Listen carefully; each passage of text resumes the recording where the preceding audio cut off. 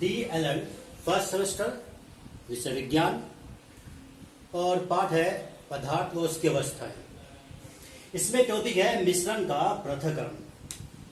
हम जानते हैं मिश्रण जो होता है वो दो या दो से अधिक तत्वों या पदार्थों का अनिश्चित अनुपात होता है।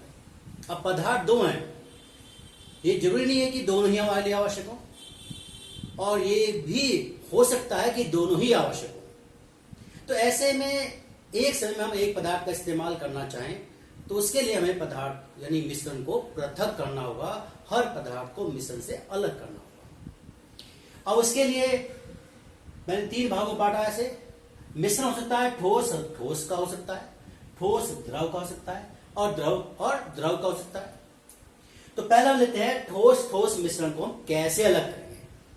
उसके लिए पहली विधि है हस्तचयन। नाम से ही चल रहा है, हस्त मतलब हाथ, चयन मतलब चुनना, हाथों द्वारा चुनना। घरों में देखा होगा जब दाल बनाते हैं तो उसमें जब कंकड़ होती है ना हाथों से चुना जाता है। चावल बनाते हुए उसमें जो दूसरे पार्टिकल्स होते हैं उन्हें हाथों द्वारा चुना जाता है, तो इसे कहते हैं हस्तचयन विधि। दूसरी है निस्तापन। जैसे आपने देखा होगा जो गेहूं होता है उसमें बहुत सारे भूस के कण होते हैं, तो उन्हें गांव में खासकर उसे अलग करने के लिए क्या करते हैं, ऊंचाई पे खड़े होते हैं, हवा के माध्यम से उसे भूसे को अलग करते हैं। यानी ऊपर चढ़ के उसे इस तरह हल्का हल्का हिलाते हैं जिससे गेहूं नीचे गिरता है, और हवा के द्वारा उसके जो हल्के पार्टिकल है भूसे के वो दूर चले जाते हैं और गेहूं पास में गिरता है। इसे कहते हैं निस्तापन। फिर आता है चालन। चालन मतलब छानना। घरों में रोटी बनती है तो उससे पहले माताएं जो होती हैं, बहनें जो होती हैं, वो आटे को छानती है, छान कर चोकर अलग हो जाती है। फिर चुंबकीय पृथक्करण। इसमें हम जानते हैं कि कुछ विशेष पदार्थ होते हैं जिनमें चुंबकीय गुण पाया जाता है और वे चुंबक की ओर आकर्षित होते हैं, उससे चिपक जाते हैं। मान लो रेत में चुंबक के कण है, यह कहते हैं लोहे के कण है, और हमें वो अलग करना हो तो हम क्या करते हैं, उसमें हम चुंबक डालेंगे जिससे लोहे के कण चुंबक से चिपक जाएंगे और रेत के कण नहीं चिपकते। इस प्रकार हम इसमें से रेत में से लोहे के कण को हम अलग कर लेते हैं।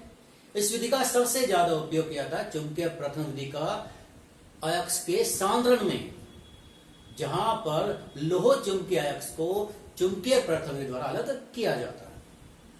फिर ऊर्ध्वपातन। ऐसे पदार्थ जो बिना द्रव में बदले ठोस से सीधा गैस में बदल जाते हैं उन्हें कहते हैं ऊर्ध्वपातन पदार्थ। और इस विधि के द्वारा ऐसे ही मिश्रण को पृथक किया जाएगा जिसमें एक पदार्थ ऊर्ध्वपातन दर्शाता हो, जैसे नमक और अमोनियम क्लोराइड।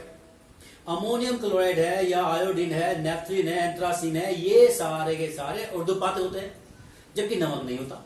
तो नमक और अमोनियम क्लोराइड के मिश्रण में से जब आपको नमक अलग करना हो तो हम इस मिश्रण को गर्म कर देंगे। अमोनियम क्लोराइड सीधा ठोस से गैस में बदल जाएगा और हमें नमक प्राप्त हो जाएगा। अब आता है ठोस द्रव मिश्रण। ठोस द्रव में दो प्रकार के मिश्रण होते हैं। एक तो ऐसे जो कि ठोस पदार्थ द्रव में अघुलनशील होते हैं, और एक ऐसे जो ठोस पदार्थ द्रव में घुलनशील होते हैं। तो पहले ऐसे पदार्थ पढ़ते हैं, यानी ऐसा मिश्रण पढ़ते हैं जिसमें ठोस पदार्थ अघुलनशील होता है। जैसे हम इसमें करते हैं छानना, फिल्टर करना। फिल्टर के लिए हम सबसे पहले फिल्टर पेपर लेते हैं। प्रयोगशाला में जब हम अवक्षेप बनाते हैं तो अवक्षेप के पार्टिकल छोटे होते हैं, वो छन्नी के द्वारा पार निकल जाते हैं। तो ऐसे में हम फिल्टर पेपर का इस्तेमाल करते हैं जिसका कणों का आकार होता है 10⁻⁷ सेंटीमीटर से कम। तो उसमें से क्या होता है कि जो पार्टिकल जो होते हैं वो अवक्षेप के पार नहीं निकल पाते। तो अवक्षेप को इसमें छानेंगे तो अवक्षेप ऊपर आ जाएगा, और जो उसका विलयन है जिसके कणों का आकार छोटा है वो पार निकल जाएंगे। और सबसे अच्छा उदाहरण है इसके अंदर हम जो कोयलारी विलयन को छानते हैं तो उसके लिए अति सूक्ष्म फिल्ट्रेशन का इस्तेमाल किया जाता है। फिर तक निथारना। गंदा पानी है और हमें पानी थोड़ा निकालना साफ उसमें से, तो हम क्या करते हैं उसको थोड़ी देर के लिए रख देते हैं जिससे गंदगी नीचे बैठ जाती है, और जब गंदगी नीचे बैठ जाती है ऊपर से पानी को निकाल लेते हैं धीरे धीरे से। इसे कहते हैं निथारना। वाष्पीकरण।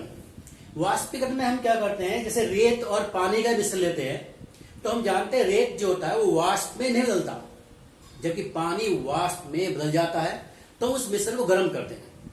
गर्म करने से पानी वाष्प में बदलेगा, उस वाष्प को एक पाइप के द्वारा दूसरे बर्तन में ठंडा कर लेंगे और द्रव में बदल लेंगे, और रेत उसी बीकर में रहेगा जिसमें हम उस मिश्रण को गर्म कर रहे थे। इस प्रकार रेत और पानी अलग हो जाते हैं।